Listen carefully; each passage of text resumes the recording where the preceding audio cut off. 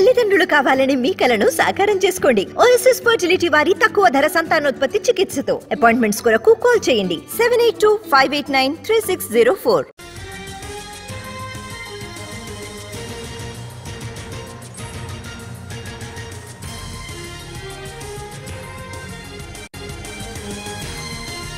ఆరు నెలల్లో కాంగ్రెస్ ప్రభుత్వం కూలిపోతుందన్న ప్రతిపక్ష నేతల వ్యాఖ్యలకు కౌంటర్ ఇచ్చారు సీఎం రేవంత్ రెడ్డి.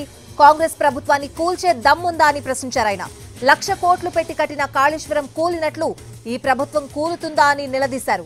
కేసీఆర్ ఖాందాన్ మొత్తం వచ్చినా ఏవీ చేయలేరన్నారు రేవంత్ రెడ్డి. 3 నెలలకో 6 నెలలకో కేసీఆర్ సీఎం అవుతారని ఎవరైనా అంటే పళ్లు రాలగొడతామంటూ హెచ్చరించారు రేవంత్. నిన్న మొన్న మాట్లాడుతున్నారు వాళ్ళు 3 నెలల 6 నెలల కేసీఆర్ మళ్ళీ ముఖ్యమంత్రి అవుతాడు ఈ ప్రభుత్వాన్ని పడగొడతామని. నీ అయ్యా ఎవడ్రా పడగొట్టేటోడు? పడగొడతారా? ఎవడు కొట్టేది? నేను అడుగుతున్నా, వేలాది మంది మా యువకులు ఇక్కడ ఉన్నారు, మీరందరు చూసుకుంటే ఊరుకుంటారా? పడగొడితే ఊర్లలోకి రానిస్తారా? ఊర్లలో ఎవడన్నా ఈ ప్రభుత్వాన్ని పడగొట్టాలన్న ఆలోచన చేస్తే మీ ఊర్లో యాప చెట్టుకు కోదండం వేసి కొట్టండి, లాగుల తొండలు ఇడవండి. ఇది ప్రజలు ఎన్నుకున్న ప్రభుత్వం, ప్రజలు ఆశీర్వదించిన ప్రభుత్వం, ప్రజల కోసం పనిచేస్తున్న ప్రభుత్వం. ఇది ప్రజా ప్రభుత్వం. ఆడ అనుకుంటుండు 1,00,000 కోట్లు పెట్టి కట్టిన కాళేశ్వరం కూలినట్టు ఈ ప్రభుత్వం కూలుతుందని. నీ అయ్యా నువ్వు దోపిడీకి పాల్పడ్డావు కాబట్టి ఆ కాళేశ్వరం గాలి వస్తే కొట్టుకుపోయింది. ఈ ప్రభుత్వం గాలి కాదు కదా, నీ ఖాందాన్ మొత్తం వచ్చినా బోర్ల బొక్కలు పండబెట్టి తొక్కుతాం. ఎవడని ప్రభుత్వం పడుతుందనో 6 నెలలకో 3 నెలలకో కేసీఆర్ ముఖ్యమంత్రి అవుతాడని చెప్పిండంటే మూతి పండ్లు రాలుతాయని నేను చెప్పదలుచుకున్నాను.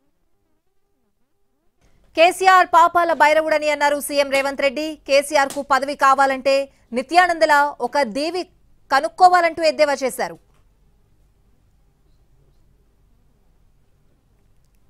నిత్యానంద స్వామి అని ఒక ఆయన ఉన్నాడు, తెలుసు కదా మీకు అందరికీ. ఆయన ఇక్కడక్కడైతే లాభం లేదని పోయి ఎన్నో దీవి కొనుక్కొని దానికి రాజు అని ప్రకటించుకున్నాడు. ఇక కేసీఆర్ సంపాదించిన అక్రమ సంపాదన ఉంటే పోయి ఏమన్నా అడవిలో పోయి ఎక్కడన్నా పోయి దీవులలో పోయి దీవి కొనుక్కొని దానికి రాజు అని ప్రకటించుకోవాల్సిందే, లేకపోతే ఆయన ఫామ్ హౌస్కి ఆయన ముఖ్యమంత్రి కావాల్సిందే తప్ప ఈ తెలంగాణ రాష్ట్రానికి మళ్ళీ జన్మలో ముఖ్యమంత్రి కాదు కదా, మంత్రి పదవి కూడా కేసీఆర్కు రాదని నేను చెప్పదలుచుకున్నా.